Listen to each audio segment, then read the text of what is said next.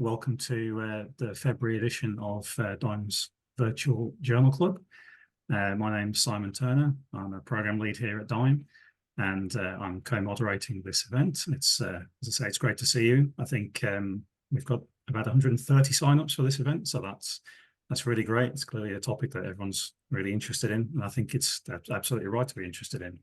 The topic is, as it says there, the promise of artificial intelligence and machine learning for improving clinical outcomes. And I think that's a really hot topic right now, and a really important topic as these powerful AI tools and machine learning tools develop. It's important to keep up, with the validation and making sure that they're used well. And I think Stephen and Charmaine will have a lot to say about that as we get into the discussion.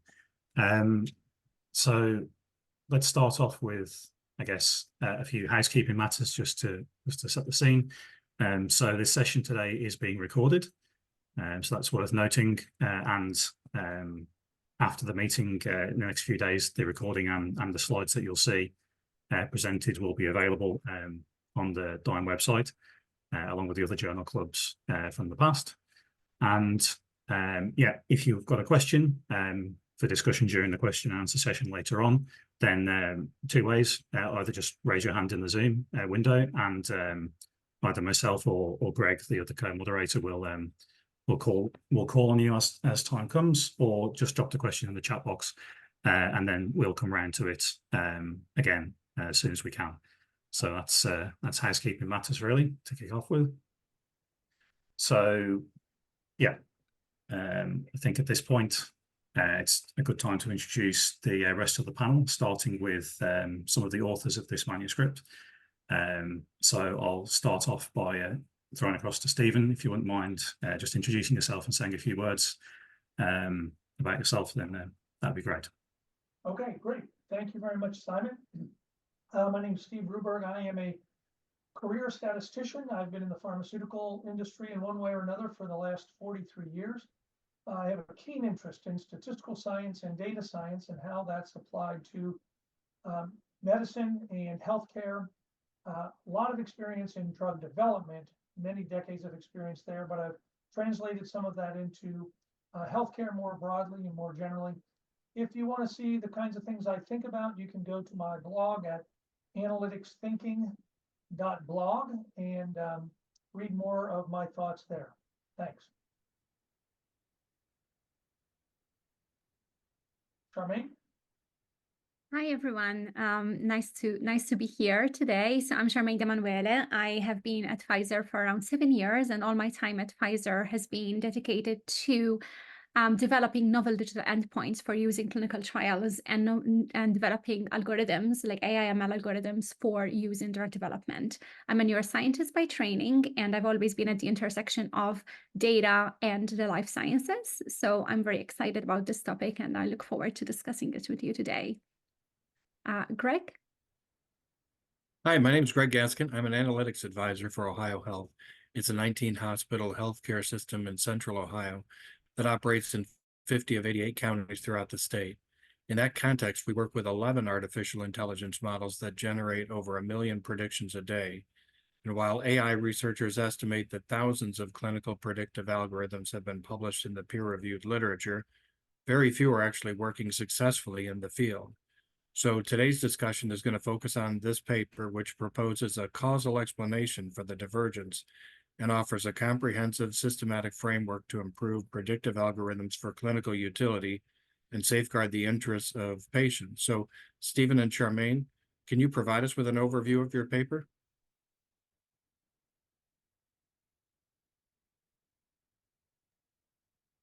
Stephen, you're on mute.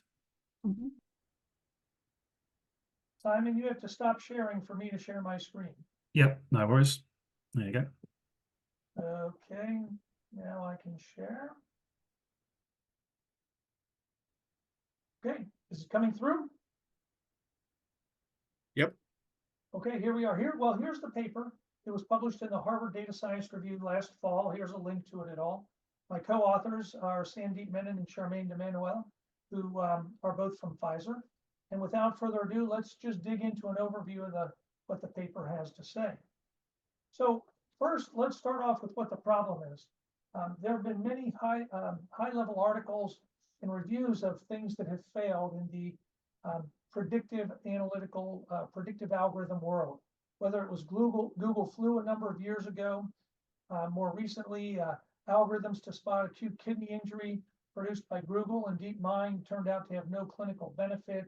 There's articles about the inconvenient truth of healthcare, and in the COVID-19 pandemic, there was a rush to develop many models, prediction models for predicting who would get the disease, who would progress with the disease, who would need ventilation or need to go into the ICU or death. And of course, if you can predict those things early on, you can intervene and maybe halt the disease progression in those patients. But as it turns out, a very comprehensive review of 232 different predictive models at this point in time this paper was published, it said none of them worked. And as you can see in the small print there, all models are wrong, right? None of them did it very good. Meaningless comparisons, artificial intelligence versus clinicians, very few prospective clinical trials that compare these things. They're rife with bias and deviate from reporting standards. And this past fall, a nice editorial that I read, How Good Are AI Health Technologies? It said, we have no idea, simply because these things are not tested in practical settings, in real life settings across multiple hospital settings. And even more recently in Nature, just in December, a nice feature article saying, is AI leading to a reproducibility crisis in science? That ill-informed use of artificial intelligence is really generating a lot of useless research. And I guess I'd argue when that happens in the medical field, the danger is with what you're dealing with is patient lives. So it's very important that you can't make a lot of mistakes. I like this article in the Lancet too that was published a little while back, but it said, is digital medicine different? In the concluding paragraph stated, without a clear framework to differentiate efficacious digital products from commercial opportunism, right? We don't know how, we will never be able to realize the value of this, right? So I emphasize a clear framework is needed. They further said the risk of digital medicine, particularly use of AI in health interventions, is concerning, right? That, again, we're dealing with patient lives. We're not just trying to predict the next best restaurant or book or item that you might be interested in on Amazon. And they say, continuing to argue for digital exceptionalism. Well, digital is different. It's different than bioanalytical assays or other interventions. It says that we can't do that any longer, that we have to robustly evaluate these interventions, because if we don't, it represents a great risk to patients in the healthcare system, right? So what is that solution? Our paper proposes a framework where the development of a machine learning model or whatever is the very first step. A developer has to choose data sets, modeling parameters, etc. But that's where we find a lot of people stop. They produce a sufficiently high AUC and say, look, we've won. We've got a great model for predicting acute kidney injury or progression to ICU for a patient with early COVID symptoms. What we say is you need to think about exactly what that cutoff is for your model. It defines your sensitivity and specificity. That's something that the user can select based on the context of the disease. But to interpret the result, you have to understand the prevalence of the disease. That's what determines the positive and negative predictive value, the PPV and NPV. And of course, that's kind of nature's choice. The prevalence of diseases in our human frail conditions, that just depends on our own kind of genetics and healthcare system and lifestyle, et cetera, et cetera. So that's something we have to estimate. And then finally, it's best to assign a value to all the outcomes for our decisions from a diagnostic or prognostic algorithm, just like a biological diagnostic test. There's true positives, true negatives, and false negatives. What are the value of those things? The value of a false negative finding could be very detrimental to a patient who would progress with a disease like sepsis, acute kidney injury, or some form of cancer. If they're declared negative and that's a false negative finding, the patient could go untreated and, of course, progress with serious outcomes or more costly interventions. This is something that has to be assigned by the healthcare system, and it can be very different from one hospital to another, from one setting to another, whether it's an urban research hospital, from an Ivy League school in New York or a rural community hospital in the middle of Iowa. But nobody can get all this right the first time around. We believe it's an iterative operation. Science builds on experimentation, data collection, knowledge, and adjustment and refinement.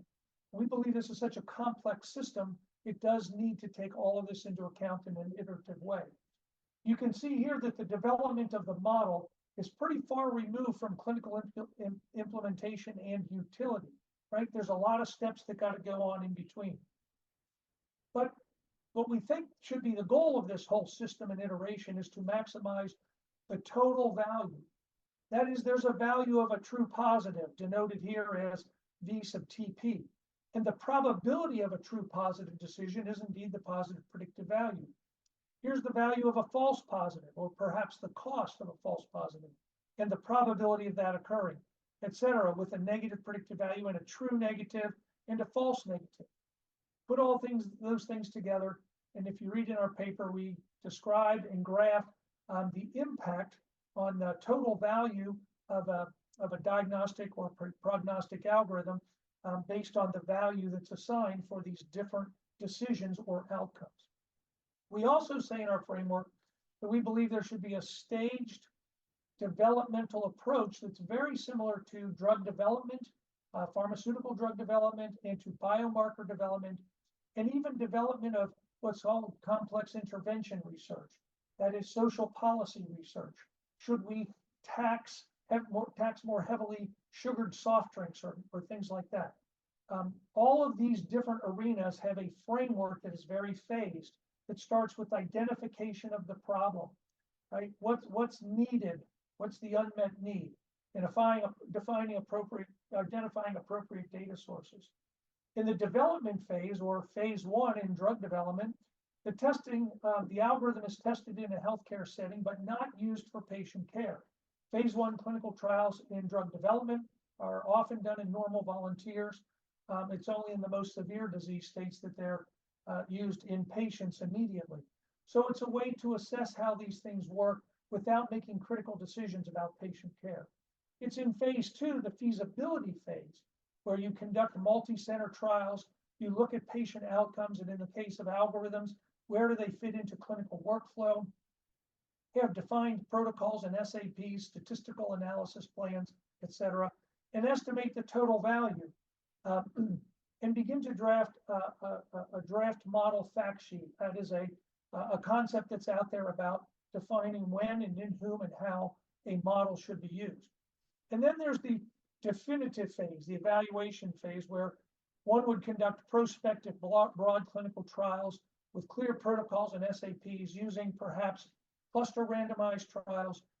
And it's these definitive trials then that lead to what we would propose as a regulatory approval.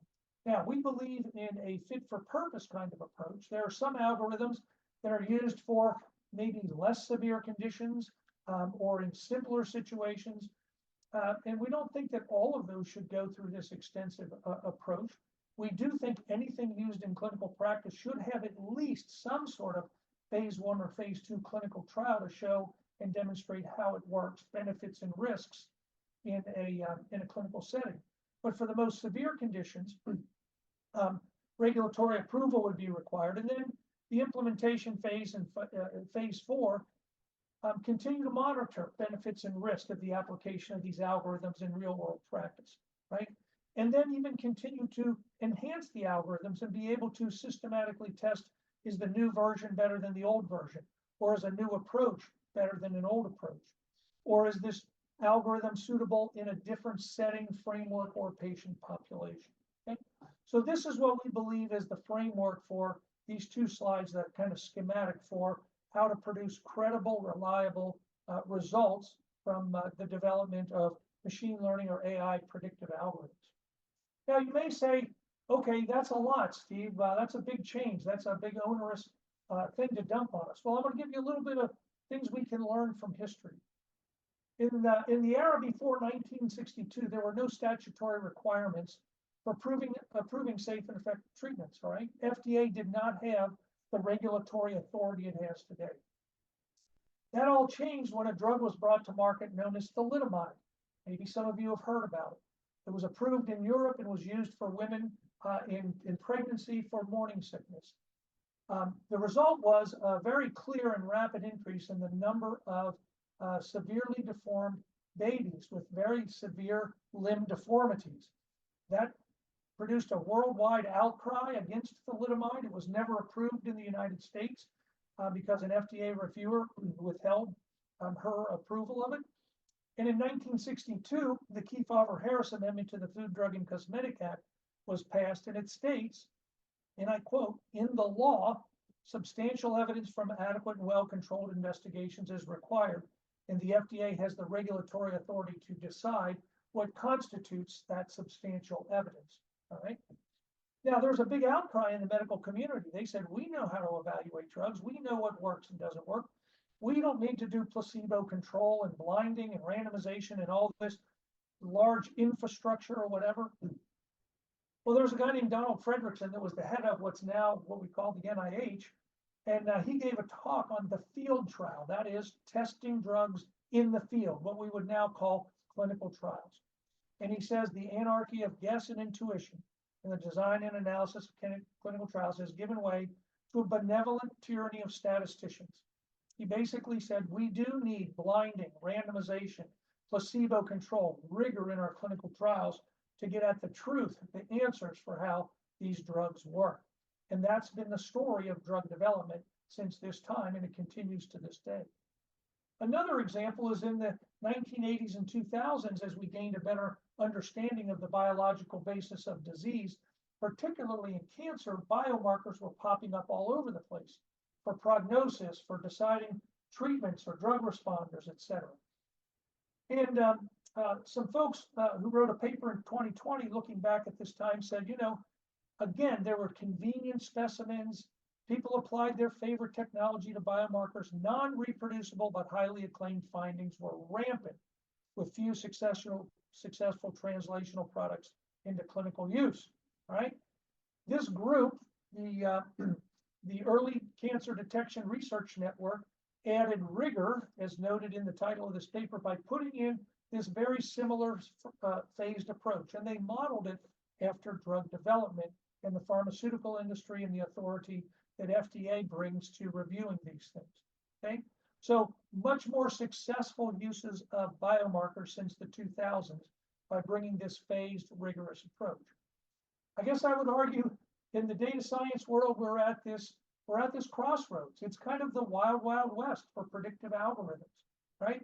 Anybody can grab a data set or a group of patients from some hospital or some electronic medical records, fit some models, do some analysis, fine-tune those models, even do rigorous cross-validation and all those kinds of techniques. But we still don't know how they actually work in clinical practice. And I think, and I'm hoping that 2024 and beyond maybe is a turning point where we can bring in statistical principles, systematic development, in a more rigorous approach to add credibility, reliability, and trust in the algorithms to the end of increasing the likelihood of improved patient outcomes, whether it's decreased morbidity or mortality, or improvements in the quality of life, or reduction in the cost of delivering care. So we always are exploring. Data science is a new arena for exploration, and we use this quote in our paper from T.S. Eliot. We shall not cease from exploration, and the end of all our exploring will be to arrive where we started and know that place for the first time. Digital algorithms, digital diagnostic tests, clinical predictive algorithms are no different than other medical interventions. They're no different than biological diagnostic tests. We just have to adhere to the first principles and the pathways that have been designed and developed and delivered tried and true results for medicine, for cancer diagnosis, et cetera. If we apply that in the digital space, I think our belief in our paper, we say that we'll be much better off in the long run. So with that, I'll say thank you. I'll stop sharing my screen, and I'll turn it back to you, Greg, for moderating the discussion.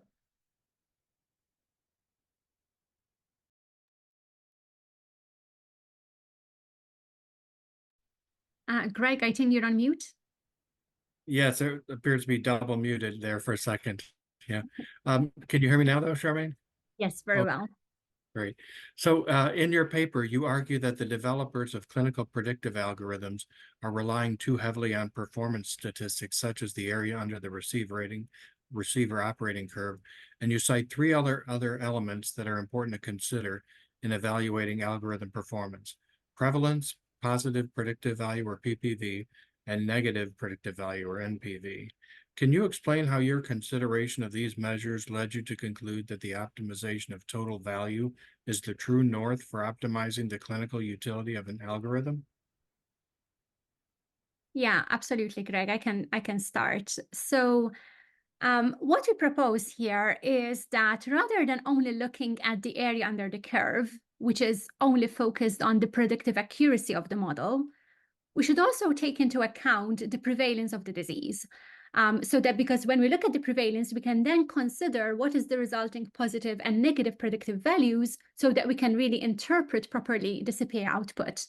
And as Steve has shown in the figure 4, which I think is the basis of our paper, while we have control over the algorithm development, right, looking at the specificity, sensitivity, the cutoff that we use, we don't really have control over prevalence. Prevalence is nature's choice. It's out of our hands, and it may change over time with geography, with different healthcare settings.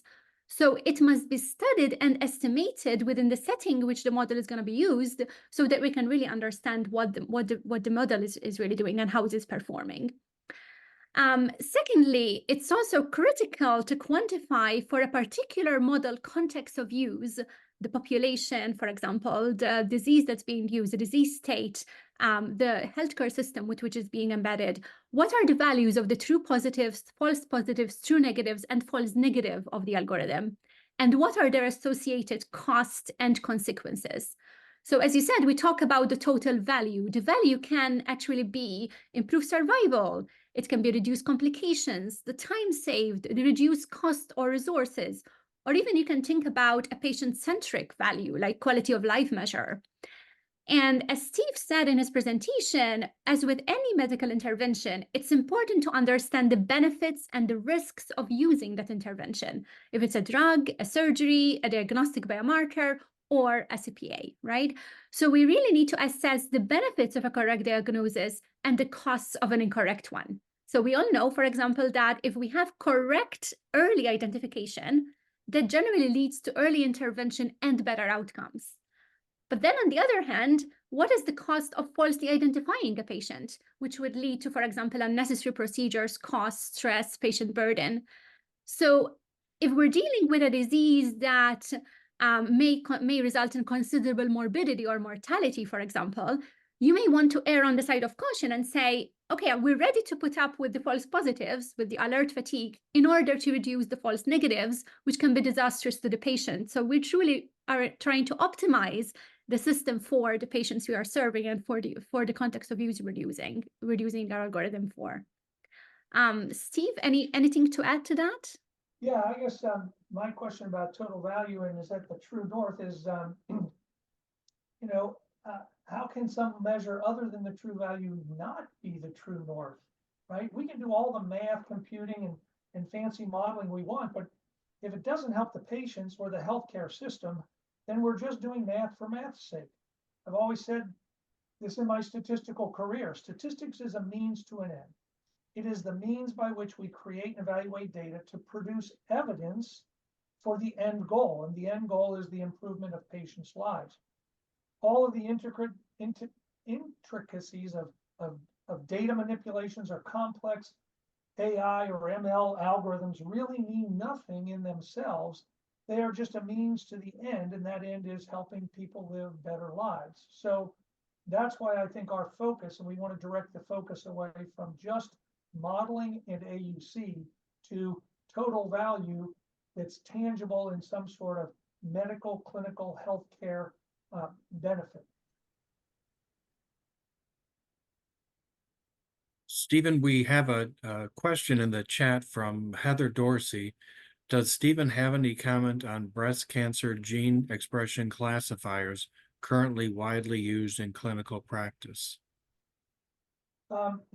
Well, you're asking a question about a particular area, which I can say I've not delved into deeply. However, I would say from a general perspective, any algorithm, any classifiers that are used, you need to evaluate them in this diagnostic 2x2 table of what's the truth and what does the diagnostic say or predict. And in creating that 2x2 table, by defining the cutoff that defines sensitivity and specificity, all of these same principles apply.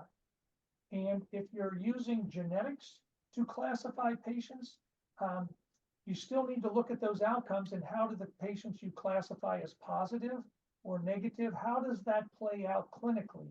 What are the benefits to those patients? What are the risks for the patients? So I guess I would argue the things we're talking about here, whether it's a biological assay, whether it's a genetic assay, whether it's a digital assay, the same concepts apply, and they've been around for a long time. We just need to think about them clearly and rigorously and not think that, oh, just because we have big data, that in itself solves all the problems. Or just because we have fancy artificial intelligence algorithms that can be run on high-speed computing, that solves all the problem. No, I still think you have to see how it plays out in clinical experience. I hope that answers the question, at least generally, though I can't speak specifically to the genetic classifiers. Yeah, Heather agrees that it did answer her question.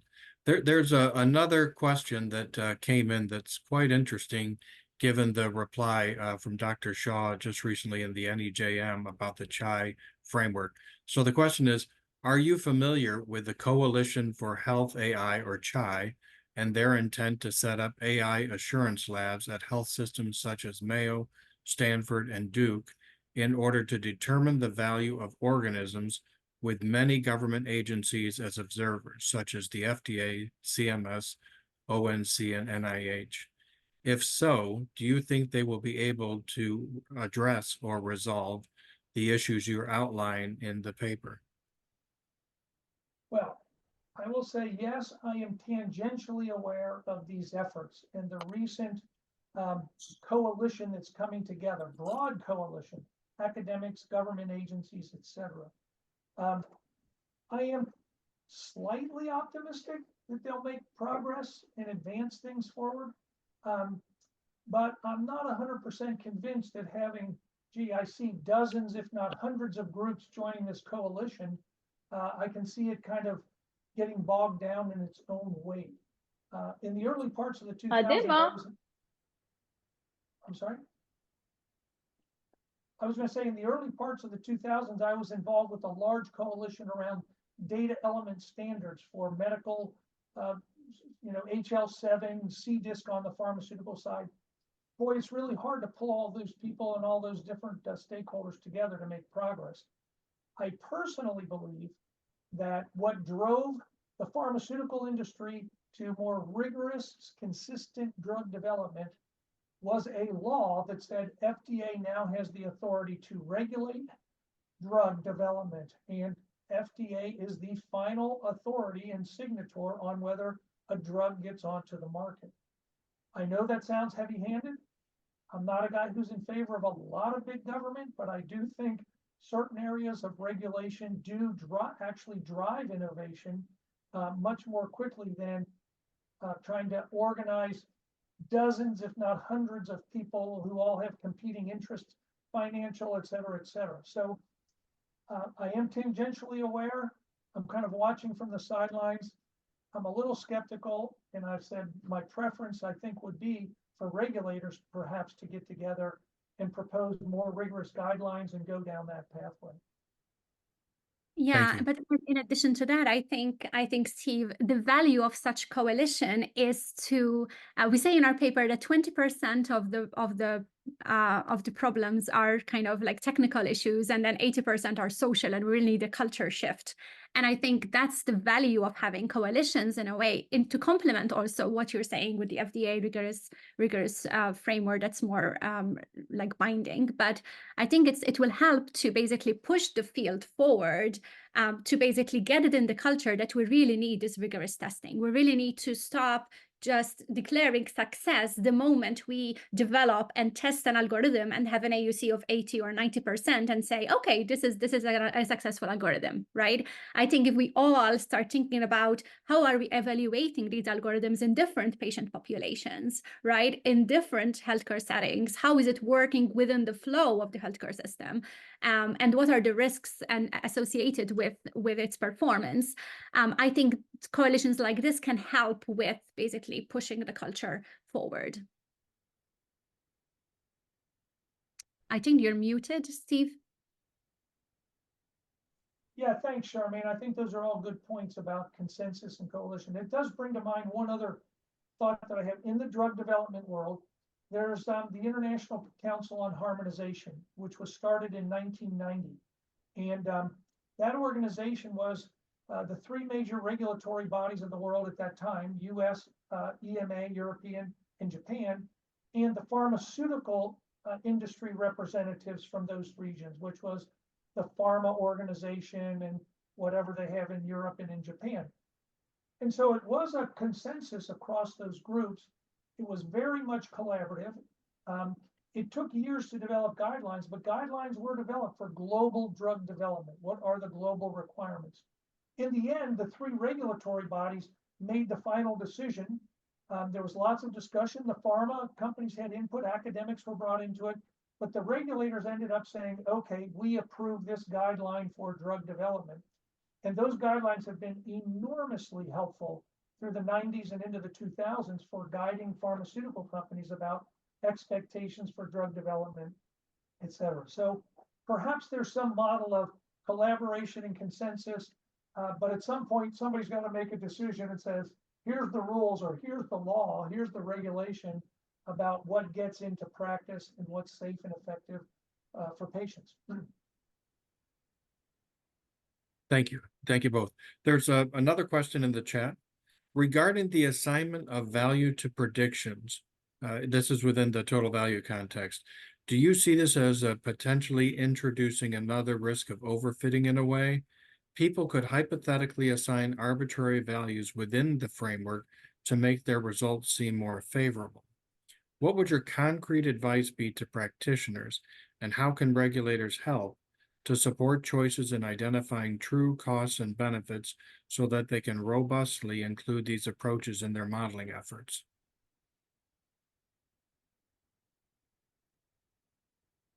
Charmaine, you want to try, or you want me to give a shot? Yeah. So I was going to say that I think within the framework, like two things, right? First is rigorous data collection, rigorous protocols for data collection, and data collection that incorporates, for example, we talk about the concept of randomized clinical trials, but also cluster randomized trials, where we're basically taking different hospitals, different types of hospitals, right? And really assessing how the algorithm is working versus how the standard of care, the normal standard process is working. So I think it's really important to collect broad amount of data to evaluate the algorithm to precisely go against the overfitting and bias, etc. Right? And I think in that way, that is the approach to data collection. And the second approach is a statistical analysis plan, the way we do in our trials, right? We have a rigorous statistical analysis plan to detail what are the hypotheses we're testing, what is considered success, how are we looking at these different types of data and analyzing them based on the objectives and endpoints. And I think something like having a statistical analysis plan for the way we're dealing with the data and with the outputs and really understanding the outputs of the algorithm are key to getting to battling something like overfitting, etc. So Steve, do you want to? Yeah, I'll just say two things. Number one, I mean, if you want to fudge the data and play around with these values to get the best answer for you, well, I guess I just say in any scientific endeavor, if people are that disingenuous, then they shouldn't be trusted, or they're going to get skeptical results, or results that draw skepticism. I will say I just pulled up our paper, and there's a sentence in our paper, a couple sentences that address this. And I'll just read one short one. It says, these are difficult quantities to estimate, the values, but clinicians generally make decisions balancing their intuitive understanding of the risk and benefits of their actions. And we cite some authors, Parker and Kassir, as far back as 1980, noted that making these quantities, quote, as they say, explicit should be viewed as a strength and not as a weakness of the approach. So we expanded on their work, but the general notion, these values, make them explicit. And if somebody tries to fudge those or adjust them or do whatever to make their answer, make it explicit, and then let the scientific, medical, health economic community critique it and say, no, that's garbage. No, that assumption is wrong. There's no way this costs that much or that little. So anyway, I think the scientific community can protect this, and I think honestly our proposal of making it explicit, getting away from intuition, judgment, happenstance of an individual physician, actually brings even greater clarity and rigor, and actually is a strong point of this approach. Thank you. Thank you. In the paper, you mentioned including survival or reduced complications or economic factors in the calculation of total value. What strategy have you used for capturing patient preferences, such as quality of life, and how do you address variation across settings?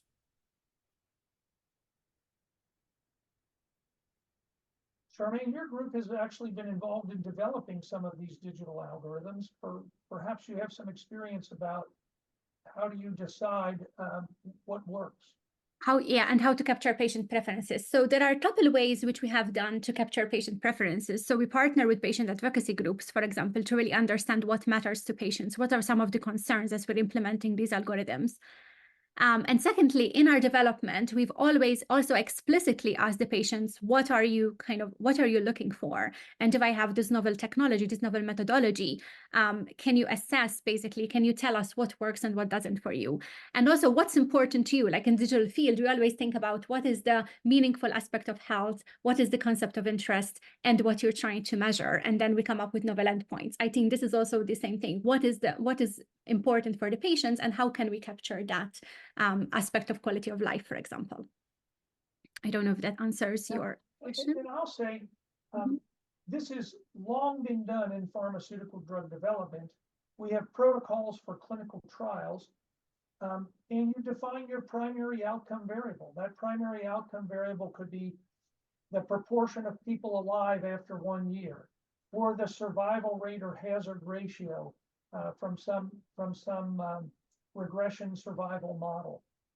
There's always secondary outcomes in clinical trials, which might relate to things like quality of life, etc. So the key is, I think, is do clinical trials. If you want to know, does this algorithm work, right? Beyond just, does it fit some data set that I have? Does it work in clinical practice? Well, to answer that question, you have to do some clinical trials. You have to use it in clinical practice. And when you do that, you have to say, well, what is most important in this context, in this disease, et cetera, or what we're trying to predict, right? And it could be a reduction of ICU admissions. The example I gave on acute kidney injury, work done on developing a model predicting patients who are progressing to acute kidney injury. The idea was if you can make that prediction 24 or 48 to 72 hours in advance, you could intervene and you can reduce the number of patients who progress, who go into the ICU, and reduce deaths. So they went off and did a clinical trial in 2 hospitals. One hospital used the algorithm, one didn't. They defined a primary outcome variable of looking at the risk of ICU admission or kidney dialysis or death. It turns out the hospital with the algorithm did no better, actually a little bit worse than the hospital without the algorithm. But that's the kind of thing you say, I'm going to do a clinical trial, I'm going to define my primary variable, whether that primary variable is survival or quality of life, or perhaps in some other settings, it may be reducing the cost for the healthcare system, resource utilization, et cetera. So it's up to the context, the disease, and what you're dealing with to say, what is the primary outcome that would help us understand, are patients benefiting? Is the healthcare system benefiting from this algorithm? Thank you. I know we are 20 minutes before the hour, but I have just one more question for you. I appreciated the historical narrative that you offered in your paper on the history of regulation of new medications and devices and how that relates to the lack of a comprehensive, systematic framework for bringing AI algorithms to market. The phased approach for clinical predictive algorithms that you present in your paper addresses the issues behind such regulation, but can you address the concerns of those who would argue for a free market approach to the rapid development, deployment, and implementation of models to address the myriad needs for innovation in healthcare?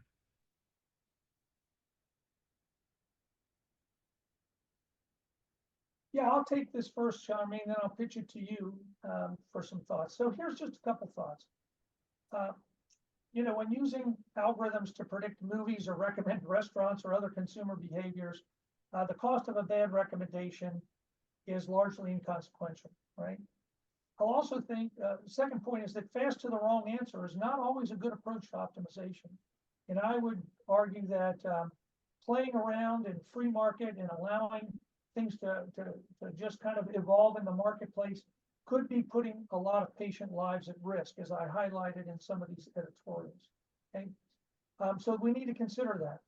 So I want listeners to understand that this is what's very important, these dire consequences for patients. So CPAs for critical diseases, I think, really require more and different ethical considerations. We don't invent new drugs and just start treating, in a laboratory, just start treating then thousands or tens of thousands of patients. They go through this phase development to make sure we understand what this drug does to the human body and what the clinical outcomes are. We think, Charmaine, and I think this also applies to CPAs. I think we also believe the framework actually bolsters innovation and large-scale adoption, since it ensures that models that are developed are trustworthy and fit for larger scale use. I guess I've seen the free market for the last 10 years, and there's too many compelling papers and editorials that say, man, these things create clinical harm and what I'll call cultural harm from poorly developed algorithms that don't really work in practice. By cultural harm, I mean, creating yet another AI winter in which failures and skepticism set the field back another 10 to 20 years. So I think in our paper, we argue doing good science carefully and thoughtfully actually builds confidence. And it's like the tortoise and the hare. You can run out there really fast, but sometimes a steady, systematic, scientific approach actually gets you to the finish line better. And if you want to understand clinical utility, benefits and risks in patients, then you have to do some sort of clinical studies to see how the algorithm plays out. Charmaine, any thoughts on your end? Yeah, and another thing to consider is that we emphasize in our paper that this process may seem lengthy, and we understand that. But for CPA development, the feasibility and evaluation of the algorithms in clinical setting can actually be simpler than the traditional drug trials, because with many CPAs that are intended for hospital use and embedded in electronic medical records, there is a ready supply of patients. And in addition, you can get quick confirmation of the diagnosis and prognosis within days or weeks instead of waiting for months to years. So the other thing which we alluded to before is, although we talk about multi-center trials, we also can leverage the cluster randomized trials, where we can take hospitals randomized to either implement the new CPA within their workflow or to use their existing workflows and decision-making processes. And the good thing about that is that in addition to looking at inclusion and exclusion criteria for patients, we're also setting inclusion and exclusion criteria for clusters for hospitals in the CRT, so that you can really include examples of hospitals, private, research, rural, inner cities, and get a broad and representative patient population with a large geographical and socioeconomic diversity. Because I know we're really talking about bias, for example, in populations, and we really need to make sure that we're working to understand that. So these can really lower costs and shorten the time needed to assess the clinical safety and efficacy outcomes of the algorithms. Yeah, I guess I'd say in short, we stand by our claim that these processes are essential and that it is an indispensable ordeal. Yes, it's difficult and challenging, but it's indispensable to get quality, rigor, reliability, etc. So we think it's an indispensable ordeal, but we think it can be done in a way that does not curb innovation and maybe actually fosters innovation on more steady, meaningful pathways forward. We have just one more, I think we have time for one more question from the chat. And the question regards patient-reported outcome metrics. The question is that many those metrics and medical technologies have embedded racism and disparities within them. What extra guidance is needed for artificial intelligence to protect against perpetuating racism and disparities? I'll take a quick answer at this, and then Charmaine, let you say. I mean, this is a huge issue, right? I mean, if you select the wrong data sets to build your model, whatever's embedded in that database is going to be embedded in your model, right? Whatever biases, et cetera, that you mentioned, racism, whatever. This is why we say doing these multi-center clinical trials, as Charmaine mentioned earlier, you know, get a representative set of hospitals that might use such an algorithm. Right, whether it's in the EPIC system or the Cerner system, university hospitals, city hospitals, rural hospitals, et cetera. And almost by definition, by going to a wide range of hospitals for testing these things, you will get a broad swath of patients, you know, that go to that hospital, because anybody who's in that hospital, the algorithm is going to be running on their data in the background. So we think that actually what we're proposing actually helps eliminate or reduces significantly these biases, because you will have much more representative patient populations that you're evaluating as you evaluate these algorithms. Charmaine, your thoughts? Yeah, I think it's exactly right. It's exactly that, right? And that's why we were talking about like really implementing these algorithms and training and testing them on multiple hospital systems to ensure that you have geographical and socioeconomic diversity. And that is what will ensure that we have, or limit at least, the bias that we have exposed to. Exactly. So I know we only have 2 minutes left, but I'd like to get this question in from the chat. Given the almost limitless potential of our growing data processing capabilities, what are your thoughts on leveraging the patient perspective to systematically train AI to quantify what matters to patients in a representative and omni-therapeutic capacity in order to personalize health utility for every patient? Yeah, so in the, oh, Go sorry. ahead, Charmaine. Oh, no, I was just going to say a brief comment about that in digital world, we say it takes a village to get a digital endpoint for regulatory approval. And I think this is the same here, right? It's going to take a village to really develop solutions that are going to benefit the healthcare system and ultimately benefit patients. And I think the voice of the patient, their caregiver and their community is critical to be in incorporating that in our development processes and the way we're training and testing our algorithm. And because they should hold us accountable, right? These solutions are there to actually be part of the healthcare system that we're giving them, right? So it's really important that that their voice is heard and incorporated. And I think initiatives that are multidisciplinary, that incorporates patient advocacy groups and patients could really help drive this forward. Yeah, I'll just make a quick analogy again to drug development. Again, because I don't think as much of this is done in the AI world, but here's a concrete case, is Alzheimer's disease.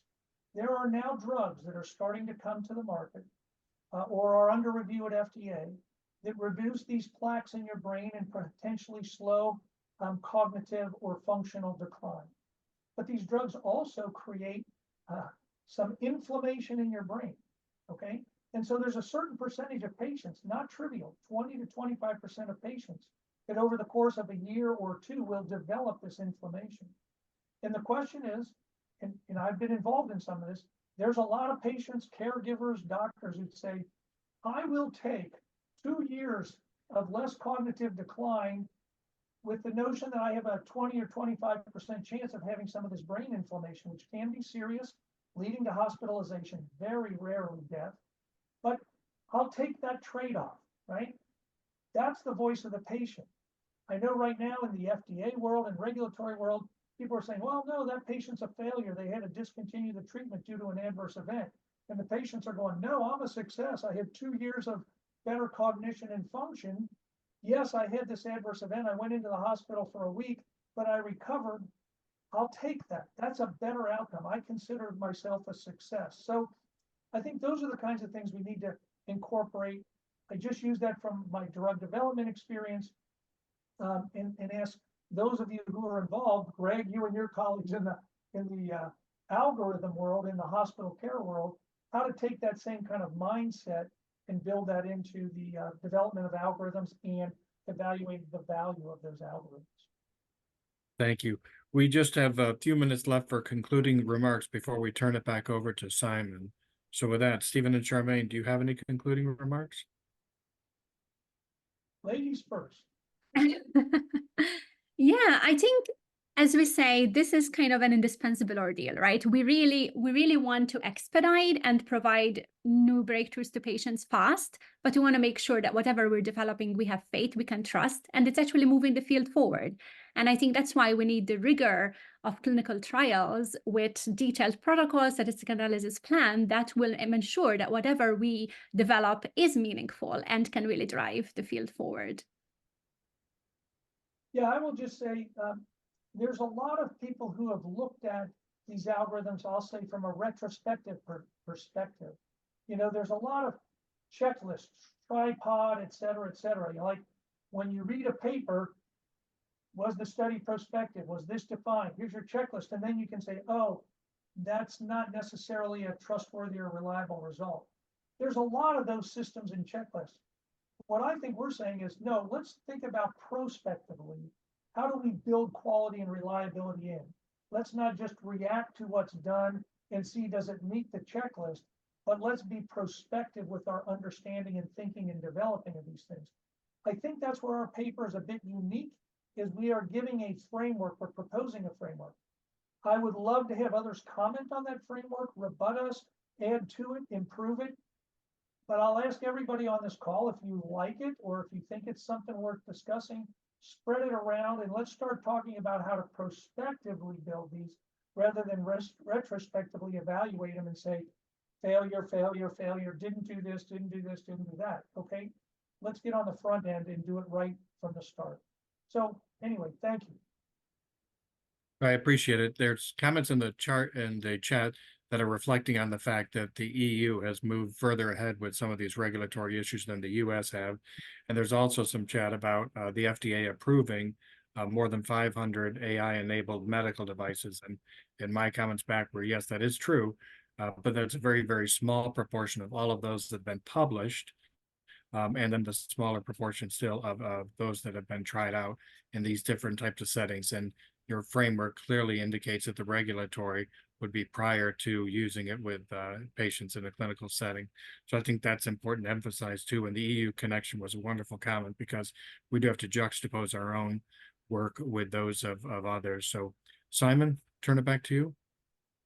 Yeah, thanks, Greg. And thanks, Stephen and Charmaine, for that really stimulating discussion about a really, really interesting topic. I think there's quite a few things that you know, in the paper, in the manuscript that we haven't had a chance to talk about. I think there's really interesting points about data drift and how this kind of dynamic approach that you're talking about allows you to deal with these situations as disease develops and understanding of disease develops. But there's lots more, but obviously we only have the hour, so it's been fantastic having everybody here.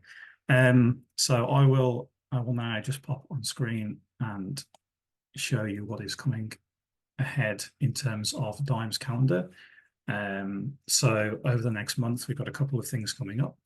The first thing is we've got to talk about the extension to V3 framework to ensure user centricity and scalability of sensor-based DHTs. So yeah, that's really focusing in on an extension to the V3 framework, addressing the increasing challenges related to usability of DHTs in particular. And V3 has been extended to account for usability validation, and that's a really, really crucial thing to think about.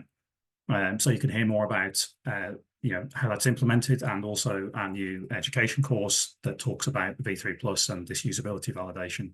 And you can see that or join that on February 27th, 11 Eastern for an hour. And also the next journal club, that's on March 27th at 11 Eastern, and it's a really well timed given the comment from Monica in the chat about diversity and inclusion. in with the patient-related outcomes. So the next journal club is titled "Defining the Dimensions of Diversity to Promote Inclusion in the Digital Area of Healthcare." And I think everyone can agree from this discussion and just generally that that's a really worthwhile and worthy topic of interest and discussion. So please feel free to join us on March 27th for a discussion about that, and sign up to the call in the usual way. So yeah, really appreciate everyone's time coming today, and thank you once again to Stephen, to Charmaine, and to Greg for the discussion of this manuscript, and for moderating and having such a great discussion. So yeah, that's thank you again for everyone coming, and we hope to see you again very soon. Thank you.